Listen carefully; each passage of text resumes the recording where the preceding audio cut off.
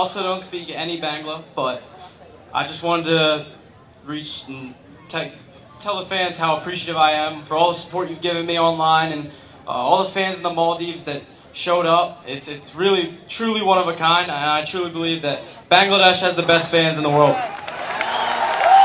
আমাদের সামনে Asian cup আছে, সকলের কাছে দোয়া চাচ্ছি আর কি আমরা যদি এশিয়ান কাপে কোয়ালিফাই করতে পারি। দীর্ঘদিন যাবত আমরা 23 সাল থেকে 16, 17, 19 প্রতিবারই ইন্ডিয়ার সাথে পরাজিত হয়েছি। তো এবার আমাদের টার্গেট ছিল যে চ্যাম্পিয়ন হওয়ার, ইনশাল্লাহ চ্যাম্পিয়ন হয়েছি আলহামদুলিল্লাহ।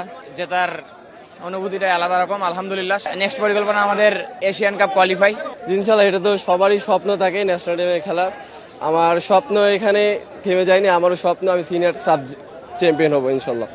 এটা ন্যাচারাল, ওনাদের যে বয়স আগামী ন্যাশনাল টিমে তারাই খেলবে, কেউ আগে কেউ পরে।